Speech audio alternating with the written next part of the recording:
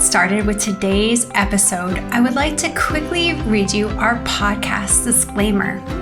This podcast is for educational purposes only, and it is not to substitute for professional care by a doctor or other qualified medical professional.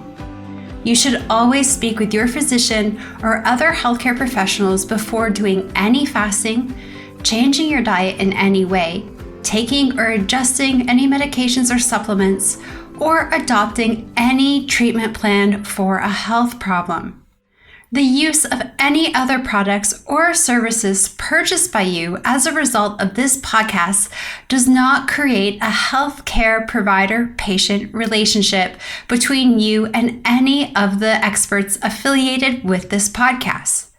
Any information and statements regarding dietary supplements have not been evaluated by the Food and Drug Administration and are not intended to diagnose, treat, cure, or prevent any disease. All right, and now we'll get started with today's episode. Hi, everyone. It's Megan Ramos here with another episode of the Fasting Method podcast. Today, I'm joined by a very special guest, my co-author of the New York Times Bestseller, Life in the Fasting Lane, Eve Mayer. Eve, welcome to the show. Megan, thank you so much. And I love it when you call me a New York Times bestseller, one New York Times bestseller to the other. It was really cool. It was the most positive thing, I think, for me to come out of COVID. Happened right at the start of lockdown, but it was really nice. It was a little bit of a silver lining in 2020 to have this book be so successful, because that meant we were going to help so many people. Absolutely. So if you don't have Life in the Fasting Lane, yeah, y'all got to get it, or go to the library and get it. Well, just to sort of recap how this book came to be, someone got you hooked on fasting or got introduced you to fasting. And I know you thought it was crazy at the beginning, but then you had such great results. And what happened was I come into the clinic one day, and our other author, Dr. Jason Fung, he walks into my office and he said, this woman's coming from Texas. Her name's Eve. She's got this crazy story, and we're going to have lunch with her on this particular day. I forget, it was like the next day or the day after. And we met you at this awful restaurant, but our clinic was in the worst place ever. And I think we all had like burnt steak. It was the worst exactly thing. What we had. And are so blown away by your story, which is really the primary outline for our book. So that's my side of things, but we want to hear about yours. How did Life in the Fasting Lane come to be for Eve? Well, I think it's weird that the book was started by a book, right? So it was The Obesity Code, which Dr. Suzanne Slonim, a dear friend of mine, suggested to me. And I thought, oh, geez, why do I really want to read a diet book? Like, I've read some before. I've tried every diet. I've done everything. Like, this sounds lame. But I respect her a lot. So I decided to read it. And as I read the book, I just got more and more angry and did a lot of anger fasting, right? Like, this guy has got to be a joke. You're kidding. Like, everybody has told me, every doctor has told me, every bariatric surgeon that I'd been through had told me I needed to just eat less and more often and smaller meals and exercise and all these things. And now here was Dr. Jason Fung in the Obesity Code saying kind of the opposite in a lot of ways. And I was just like, this guy's a joke. This can't be real. So I think I fasted for a day and it went fine. And then I got really angry and I fasted for 10 days. Didn't know what I was doing. Didn't do it appropriately. Probably didn't have enough electrolytes. Cried every day, at least a couple of times. Got very emotional. And it worked. And I lost a bunch of weight and I felt pretty good, besides the emotional breakdowns, which had to do with the anger. I didn't die from not eating for 10 days. I didn't, waste away all the things. I just had in my head that if I didn't eat for 5 days, I would die. Like, I really just thought that fact was true, which made no sense. There was plenty of fat on my body to use as energy. And I just never viewed it that way. And so I was amazed when it worked. And that's when I reached out to y'all, I think initially on Twitter, and got excited and decided to come see you and Jason. Now, I have a whole story before that, right? I have all the failures and all the diets and all the surgeries and everything before that we can certainly talk about too. It was, I think, your vulnerability and your humor and sort of just talking about your past and being so open with it. Like you've had bariatric procedures, like all these weight loss surgeries that everybody thinks the answer and it's just not. And you just had this incredible story. And that's, what Jason said to me. She has this incredible story. You've got to turn it into a book. One of the questions we get anytime a book comes out of all of this is, how does it differ from the others, especially the first one, the Obesity Code? Jason really wanted to share your story because it is the story that everybody deals with inside, but nobody really talks about. The journeys, the ups and the downs, and how it affects all aspects of a personal life. So, there's a whole emotional component too, and this whole journey that people have gone through that is never looked at in any of the books or any of the literature, nothing anyone talks about. And, we go in and we talk about the science of why something works versus why, something else doesn't work, and, some practical advice about how to do it. And I think that's what makes Life in the Fasting Lane so special. It's a great book to help people get started, and one where they can just see themselves in all aspects of your story.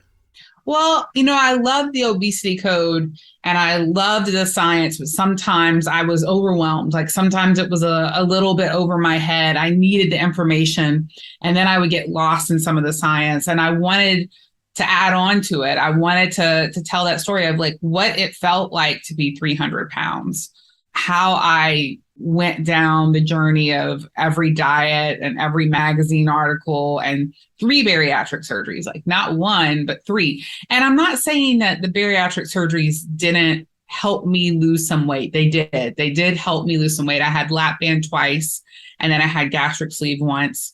They helped me lose some weight. They did not help me lose all the weight that I wanted to lose. I would lose weight and then I would gain some of it back. They weren't a lasting solution for me. They were just what I had. They were like what I thought was the desperate measure that after, 20 years of trying to lose weight and trying to be healthier, I was broken and there was just no other choice for me. And so I kept on seeking different doctors who would tell me, what the choices were. I also went to a lot of therapy and hypnotism and meditation and everything that if I could just fix my hunger, if I could just be less hungry and feel better about setting goals, that I would do it. Like I was so great at setting goals in every other area of my life and love and family and business. I just didn't understand why I couldn't do it with my weight. I felt broken. All of the other strategies out there are all based on the principle, eat less, move more. Reduce your calories in, increase your calories out. They're just packaged differently. Some of them you count points. Some of them you eat a special dietary plan. You eat pre-made meals. You look at these fish diets or these smoothie diets or these meal replacement things, but they're all founded on the same principle. And it's kind of like going to Costco and walking to the toilet paper section. You've got the Kirkland brand, the Charmin brand, the Royale brand. It's all toilet paper. It's just branded differently, right? Kittens, bears, it's all the same thing. At the end of the day, the kitten toilet paper and the bear toilet paper do the same thing. And that's what we get with all of these calorie restriction based diets. But that's what they tell us to do. Those are the guidelines. Those are the recommendations. That's what our doctors, dietitians, nutritionists largely tell us to do. It's just insanity to do the same thing over and over again and expect different results. But that's something that mainstream healthcare and these government organizations that help set these guidelines, they just don't recognize yet. And I'm wondering, for you, with your experience trying all these things, having these invasive procedures, doing all this stuff, and spending all of your time, like time and money for a long time trying to conquer this, we talk about fasting really targeting the hormones and the root cause of the problem. But so many people have that fear that the history is just going to continue to repeat itself with fasting. How did you transition from those diets into fasting and dealing with those past ups and downs of calorie restriction dieting? So with the obesity code, as soon as I read it, I dove into fasting. Like I said, right? I did this 10-day thing, which I don't recommend unless you're being monitored. You have something like the fasting method. You're at a fasting retreat with people you believe in. You have education. I did these things at first without that. And I regret doing it like that. But it did prove to me that it worked. And then I went and learned more from the fasting method and learned more online and learned more from you and Dr. Fung on what I should really be doing and how I should be doing it, and got much healthier in my process. I remember one thing you told me that really pissed me off and turned out to be true, like really pissed me off. It was so emotional for me when I did fasting. And one thing you talked to me about was magnesium, but that's not what pissed me off. What pissed me off was I said, when is this going to get easier?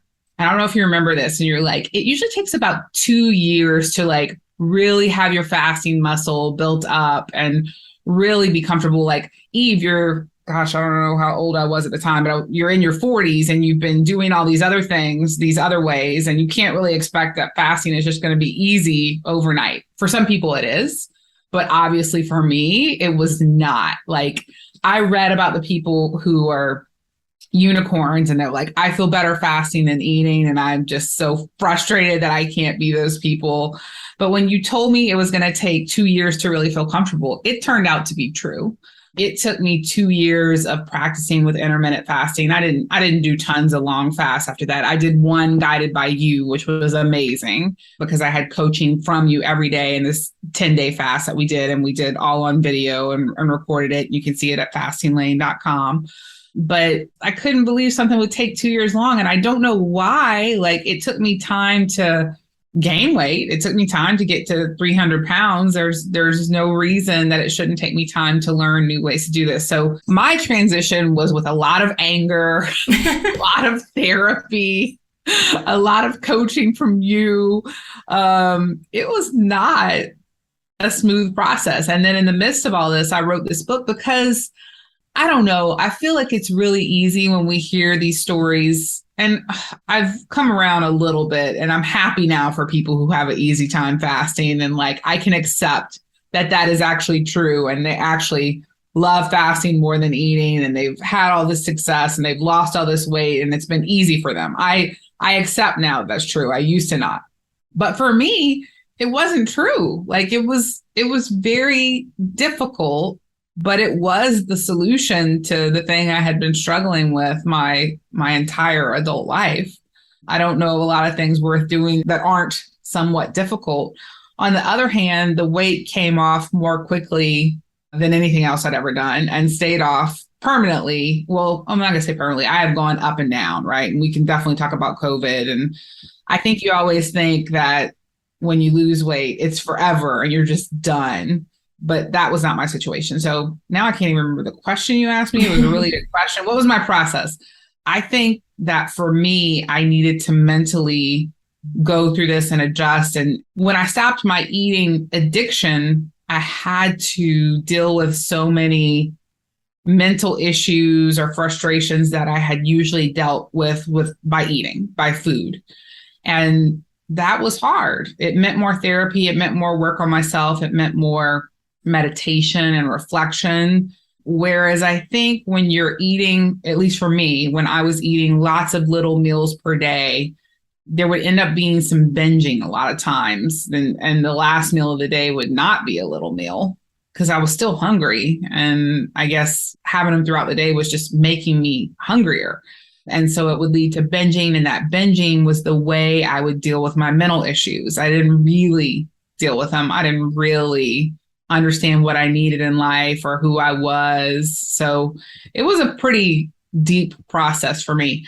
I do like fasting more now. I guess it's been 4 or 5 years now that I've been doing this. It's pretty easy. I don't mind it. It's not a big deal. Whereas it used to be in the beginning, the first couple of years, it was such a big damn deal.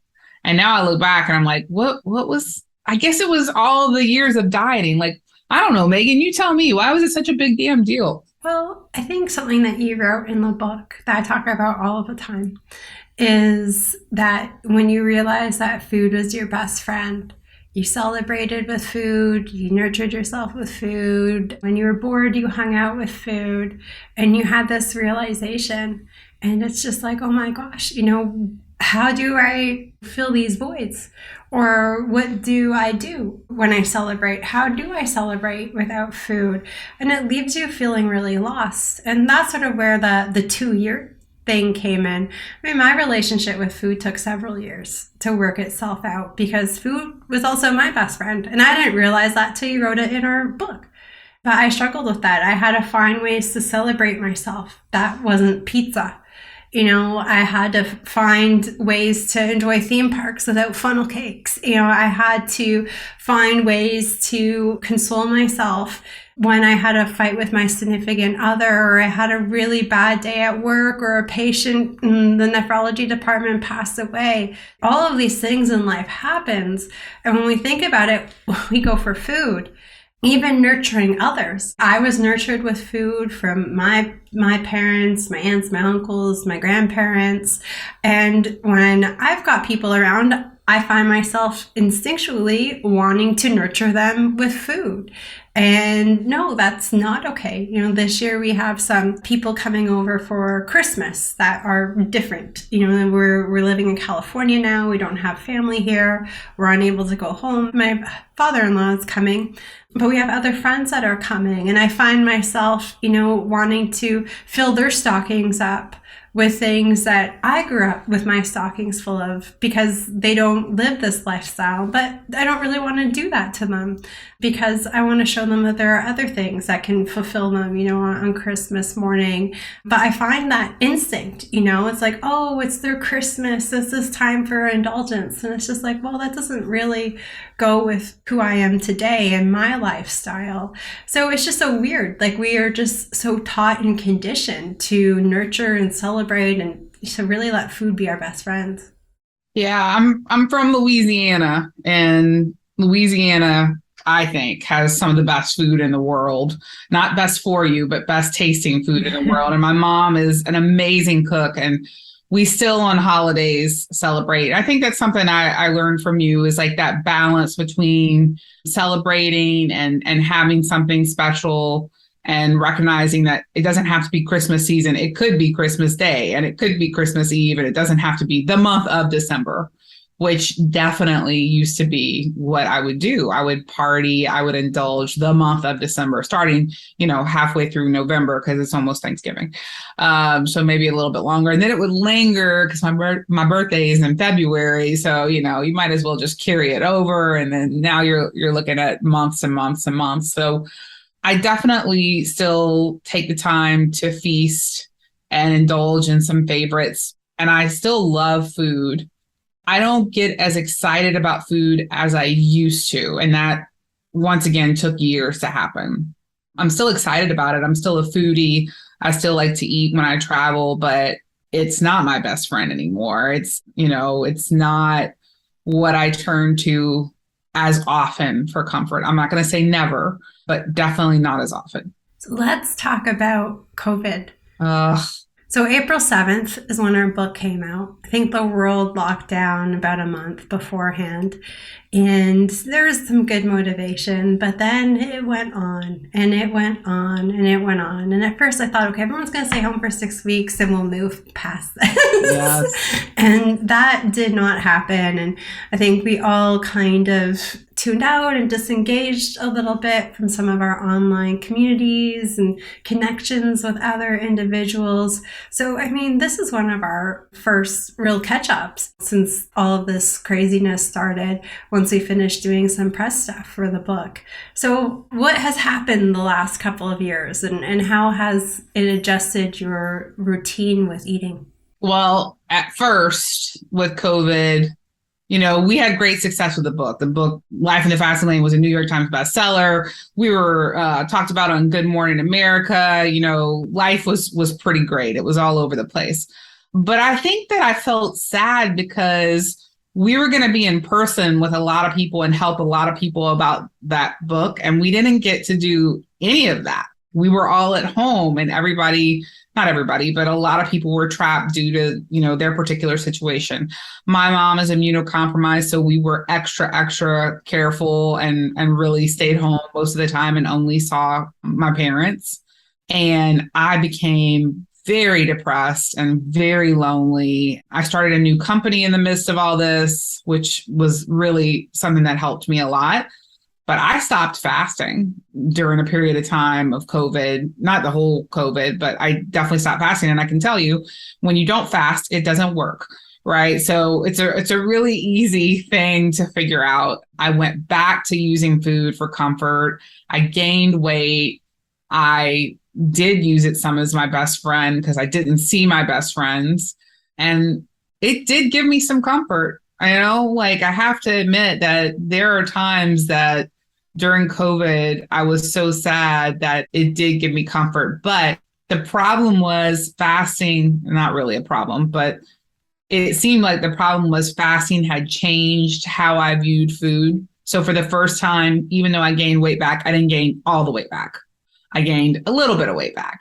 And I, after a period of time, started just trickling fasting back in a little bit, just ate breakfast a little bit later. I had gone back to eating breakfast, lunch, and dinner. Just ate breakfast a little bit later. Just made some better choices that were lower carb. Just ate a little bit better, whole foods. And then it just, because I think it had been a habit for a couple of years, started coming back on its own because I liked that lifestyle better. And the magic of food was kind of gone. It wasn't at the level it used to be.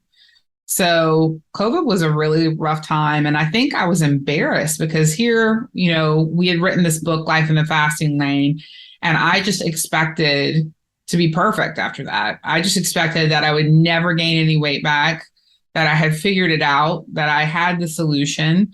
And I wanted to be a role model. I wanted to be a fasting role model of somebody who had struggled and figured it out and was perfect. I felt ashamed that I didn't feel like that role model, but there was no chapter in this book on this situation. There was no chapter in this book on COVID. It was not something we had ever experienced before. It was not something I was equipped to handle. Being at home for almost a year with my family, as much as I love them, was hard. And I did turn to food and I did gain weight. But after a period of time, fasting came back. I lost the weight. I felt better about myself. And it wasn't nearly as hard as it was the first time. It was just a natural progression back to what I had done. And I think I was really surprised that it came back so easily. It's like a muscle. Yeah. And once we start getting in the groove again and getting back to the basics, it gets conditioned and you're able to exercise it and start to feel really good. I think so many people struggled with COVID. Even in the Ramos household, we started the pandemic living in Toronto, Canada. We ended it living in the San Francisco Bay Area of California. So our first year we were in Toronto and I had my support. We had our little group that we had in our bubble. I knew where to walk. I had things set up in my house, a place to work out, place to meditate. I had all of these tools. And at some point during that year, we decided that we were moving here, or my husband was moving back here because he's from this area, and that I was going to come with him. And we started the immigration thing. And then December happened. We moved at the end of December. And I joke, I'm 38 years old and I'll say this move was the most adult thing in my entire life. the emergency immigration situation because things are backed up with COVID, selling our home, trying to find a place to live in a country that I couldn't even visit because the border was closed until we went to move, preparing all of our belongings to cross through custom, arranging car transportation, getting dog travel certificates. Like, it was just nuts. Planning a journey across the country around snowstorms and at dog-friendly hotels and stuff. It was just all totally wild. Getting temporary insurance set up because my husband's stuff wasn't going to kick in until like February for us. It was intense. And I went to snacking. And I thought, it can't be that bad. All of the food in my house is really good food. There's no bad sugars, there's no bad fats, but the weight started to creep up. And then I landed in America where COVID was not a thing here and there wasn't the lockdowns. And I got to socialize with people and go out and do things. And the next thing I knew, the scale was up 12 pounds in me. This woman who just became a New York Times bestselling author and is supposed to be this fasting guru. But life happens. Our journeys are never, ever linear, but we always go back to our basics and we work our way back to where we need to be. You had a big move during this pandemic too. How did that change your eating and fasting strategies? I actually didn't move until just a few months ago. So I kind of feel like COVID was not over, but better, right? Getting better. Mm-hmm. But Megan, I didn't know you gained weight. See, that's always my impression of you, that you never freaking gain weight. And that makes me feel so good that you gained weight. It makes me feel so good that I was not the only one struggling over here and not the only one doing that, because I feel like because you're this coach and this expert that you never fail. And I have always felt good when you tell me, and I know your history, you in Life in the Fasting Lane, you talk so much about it, and your failures make me feel so much better about you being a coach, because I fail so often at fasting and losing weight and being healthy and all that. And I'm sure we're not supposed to call them failures, whatever. But your experiences help me feel seen and help me feel understood. Yeah, I think it's, really focusing on the lessons from it. So from me, it's kind of, April 2021. And I was like, okay, this needs to stop. You need to get your feet back on the ground. And it's just thinking about, okay, what is my process? And then, okay, that's great. I can learn from this process and I can share it with everybody, because so many of us are going to be in the same boat, and we can all get on our fasting and nutritional footing again together after all of this craziness. And very ironically, catching COVID was one of the biggest things to help me get back. Really? Why? What happened? I ended up having to do an extended fast for like 5 days, and I now weigh less than I did before the pandemic. So it was a forced extended fast, unfortunately. Oh my God. So the problem ended up being part of the solution. That's amazing. It's life, right? It's such a bizarre past couple of years, and it's still a bizarre time, but we're all, getting through it, and optimistic for 2023. Yes, please. Let it be an amazing year for everybody. So if you've got a teenage daughter at home, she recently turned 16, you've got a wonderful husband at home too. Yes. How has changing your lifestyle affected your family?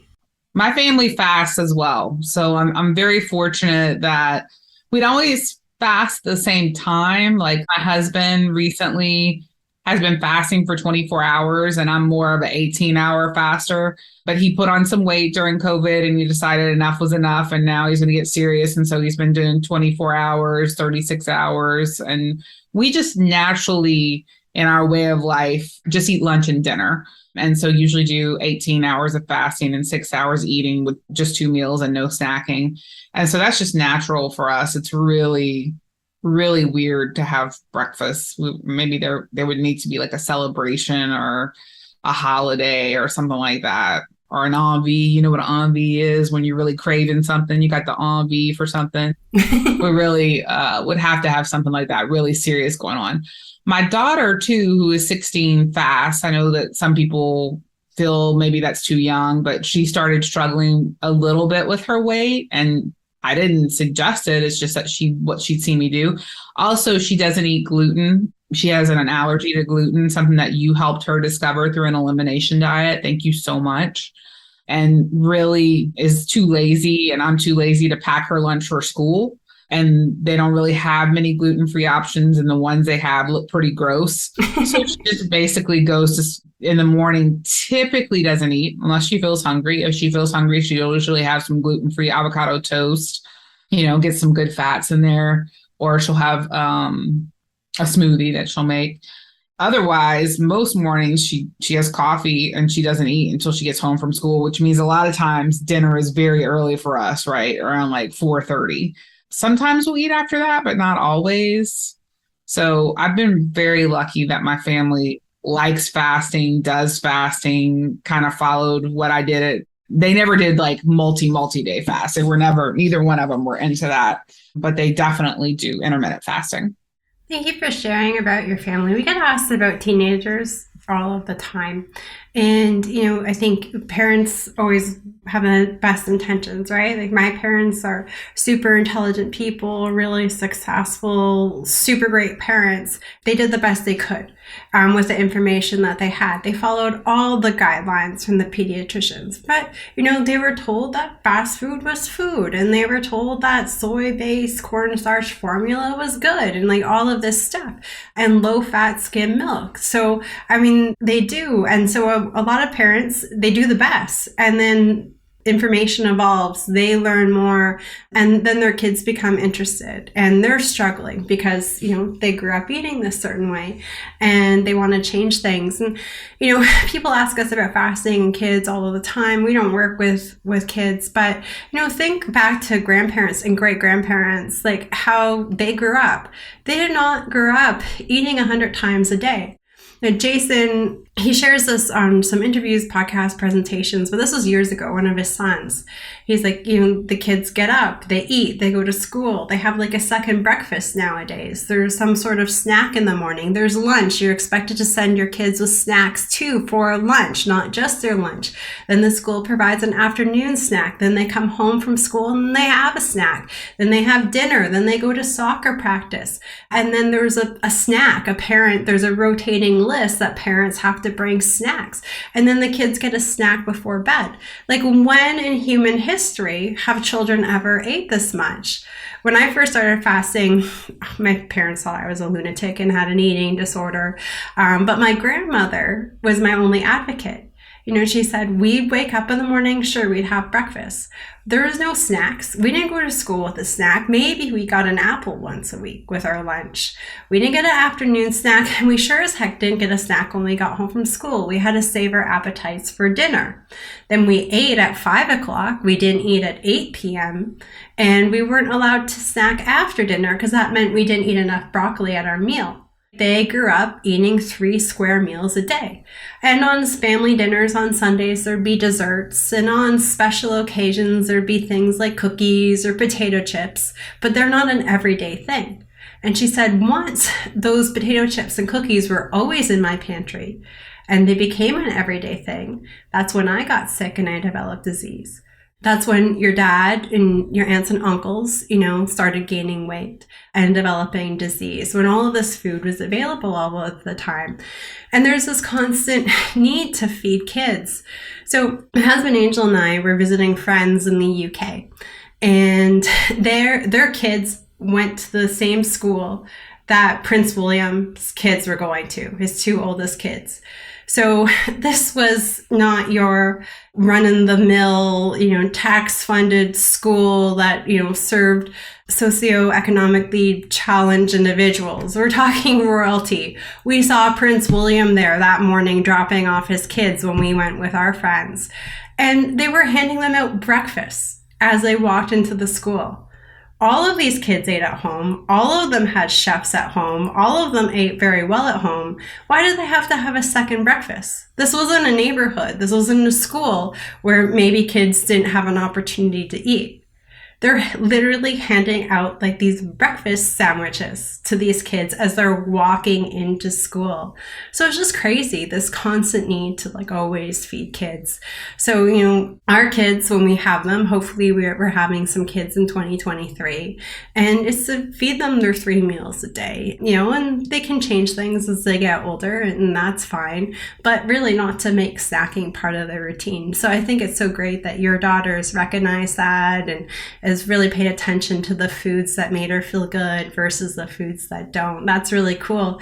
And, you know, she's 16 now, and she's going to be thanking you so much at 36 and 46 and beyond. I'm so proud of her. The fact that she seems to get there herself on just about everything in life. Like if I just wait a little bit, if I think, oh my gosh, I really wish she got this thing about this, I swear a few months later, she just gets there on her own. So I'm really grateful. I'm really fortunate. And I'm just so thankful for who she is. Well, you've led by a really great example too. Aww, as her mama. Shucks.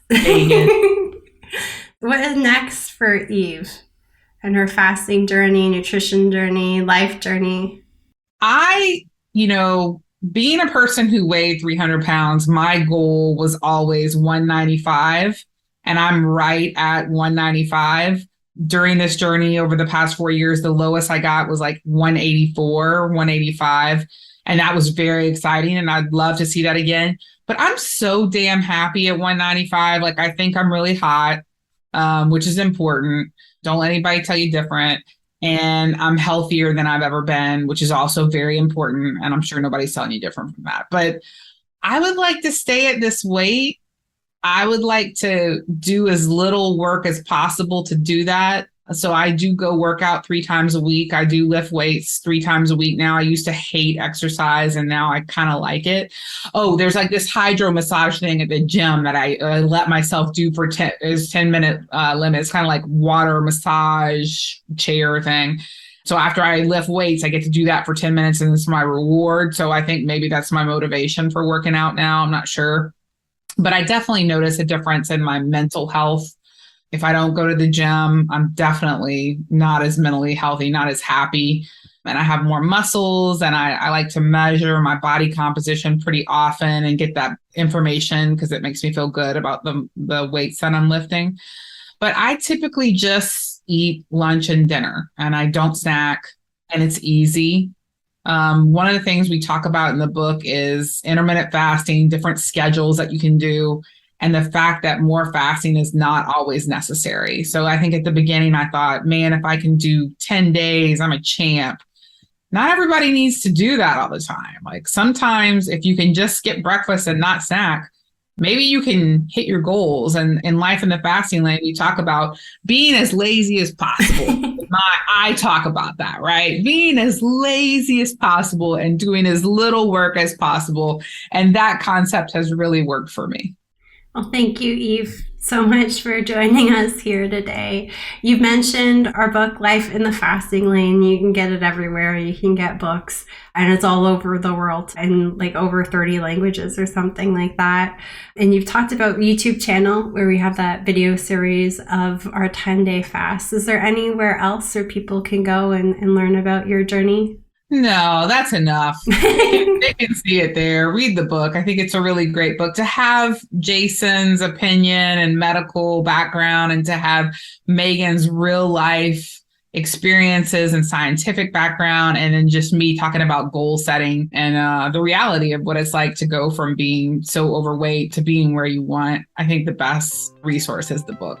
Thank you, Eve. Thank you for joining us. We hope that you have the best year ahead in 2023. Good health, happiness, hotness, all of the wonderful things. But thank you for joining us today. I hope next year, Megan, you have cute little babies, and I'm so excited to see them. We're working on it. I'll keep you posted. Perfect. Thank you, Megan. All right. Well, bye, everybody. We'll be back next week with another episode. Until then, happy fasting.